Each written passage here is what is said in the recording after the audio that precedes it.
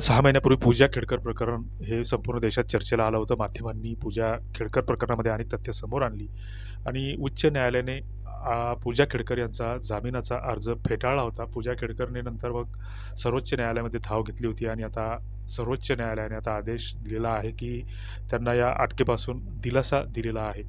वादग्रस्त असलेल्या माजी IAS प्रशिक्षणार्थी अधिकारी पूजा खेडकर यांनी सुप्रीम कोर्टाचा अखेर त्यांना मोठा दिलासा मिळाला आहे. बनावट कागदपत्रांच्या आधारे नोकरी मिळवून IAS पद गमावलेल्या पूजा खेडकर यांच्या विरोधात गुन्हा दाखल आहे आणि एकतर त्यांनी अ, जी काही MPSCचं प्राधिकरण आहे, तर याच्यासोबत एक चुकीची कार्यपद्धती अवलंबली. समाजासोबत सुद्धा त्यांनी गद्दारी केली आणि उच्च न्यायालयाने अटकपूर्वी जामिनाचा अर्ज फेटाळल्यानंतर पूजा खेडकरने सर्वोच्च न्यायालयात धाव घेतली होती. या प्रकरणात तिला सर्वोच्च न्यायालयाकडून आता दिलासा मिळालेला आहे. खेडकर यांच्यावर OBC आणि अपंग कोट्याचा गैरवापर केल्याचा आणि UPSC परीक्षेत फसवणूक केल्याचा आरोप आहे. न्यायमूर्ती BV नागरत्न, न्यायमूर्ती सतीचंद्र शर्मा यांच्या खंडपीठाने यांना तपासात सहकार्य करण्याचे निर्देश दिलेले आहेत.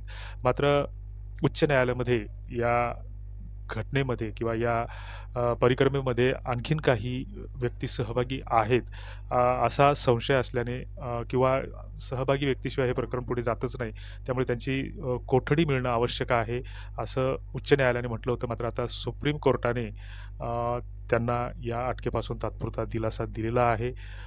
तात्पुरता म्हणायला हरकत नाही, तो कायमचाही असेल. काही दिवसांनी लोकं हे प्रकरण विसरून जातील आणि पुन्हा मग पूजा खेडकर ह्या वजळ माथ्याने समाजामध्ये किंवा एखाद्या राजकीय पदावर विराजमान होतील, यात शंका नाही. तुम्हाला याबद्दल काय वाटतं ते कमेंट बॉक्समध्ये नक्की कळवा.